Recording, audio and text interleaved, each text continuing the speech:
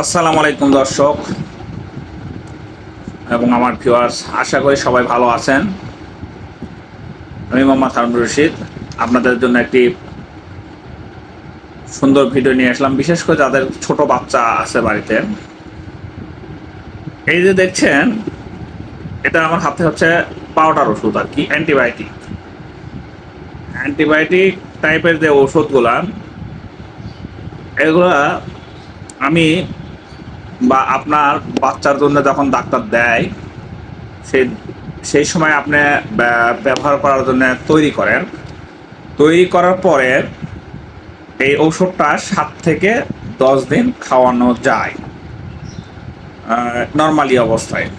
রেফ্রিজারেটরে রাখলে হয়তো আরও 2-1 দিন বেশি খাওয়ানো যায়, কিন্তু এর পরে আর খাওয়ানো যাবে না। যেটা আমরা অনেক সময় বাচ্চার অভিভাবকরা বা বাচ্চার মা না বুঝে অনেক সময় পরে খাওয়ায় বা আমাদেরকে ফোন করে জিজ্ঞেস করে যে খাওয়ানো যাবে কিনা।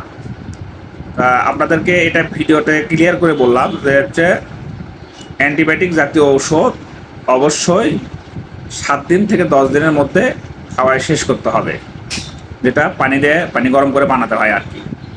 আর যেগুলো লিকুইড সিরাপ, ধরেন প্যারাসিটামল, এই সিরাপ, এই সিরাপ অথবা নাপা সিরাপ বা এই জাতীয় যে প্যারাসিটামল সিরাপ যেগুলো লিকুইড, সেগুলো অবশ্যই খোলার পরে